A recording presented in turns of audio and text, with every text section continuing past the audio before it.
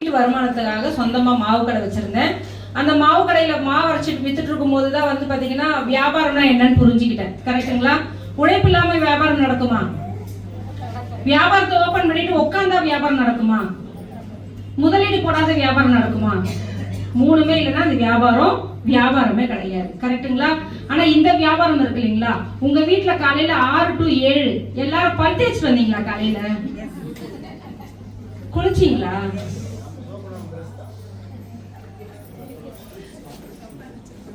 Tea குடிச்சிங்களா? Tea coffee இது மூணுமே நம்ம வியாபாரம் முடிஞ்சிடும். புரியுதுங்களா? இந்த மாதிரி எனக்கு இந்த வியாபாரம் புரிஞ்சதுனால இன்னைக்கு உங்க முன்னாடி வந்து பாத்தீங்கன்னா மாதம் 1.25 லட்சம் வாங்குற ஒரு ஆளாவும்,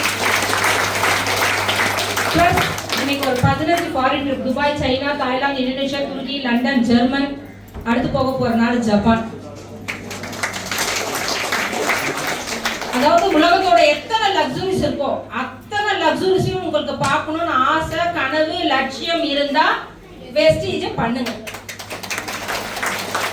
ஏன் கேட்டீங்கன்னா டபுள் டக்கர் ஃபிளைட்ல இருந்து, டெசர்ட் சஃபாரில இருந்து, ஹாட் ஏர் பலூன்ல இருந்து எல்லாம், அதாவது இங்க வந்து பாத்தீங்கன்னா யாரெல்லாம் 16 அடுக்கு மாடி வீட்டுல இருந்து காலையில கிளம்பி இங்க வந்தீங்க?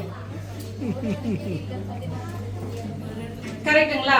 ஆனா வெஸ்டீஜ்ல வந்து பாத்தீங்கன்னா 16, 14 கப்பல் வந்து பாத்தீங்கன்னா தண்ணி மேல மிதந்துட்டு இருக்கும்.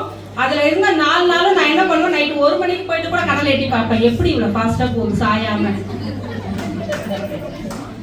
அதிசயம் தானுங்க. இந்த எங்களோட வீடு திருவற்றியூர் தான். அப்பெல்லாம் வந்து கப்பல் வந்து நிக்குது, போர் கப்பல் வந்து நிக்குது, போர் கப்பல் நிக்குதுன்னு வாங்க. எங்க மாமா ஒருத்தர் உள்ள ஆர்பார்ல வேலை செஞ்சுட்டு இருந்தாரு. அவரை தொல்லை பண்ணி நாங்க வந்து ஆர்பார்ல சின்ன வயசுல ஒரு தடவை போய் கப்பலை பார்த்துட்டு வந்த குடும்பம் தான் நாங்க. புரியுதுங்களா? அப்ப இந்த மாதிரி ஒரு லக்ஸுரி லைஃப் இன்னைக்கு வந்து பாத்தீங்கன்னா 2 கார்கள், பாப்பாக்கு சீதனமா ஒரு கார்கள், இன்னைக்கு வந்து சொந்த வீடு, இன்னைக்கு இந்த வாழ்க்கையை அமைச்சு கொடுத்தது வந்து பாத்தீங்கன்னா வெஸ்டீஜ்.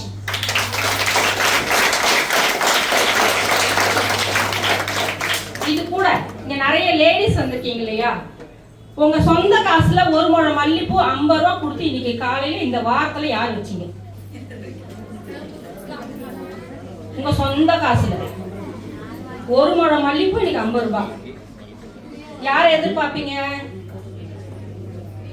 அதை நீங்க வாங்கி வச்சு அவர் சாயங்காலம் எதிர்பார்த்து பாருங்க உங்க ஃபேமிலி எப்படி இருக்குது. அதுக்காக ரெஸ்ட்ரிக்ட் பண்ணுங்க.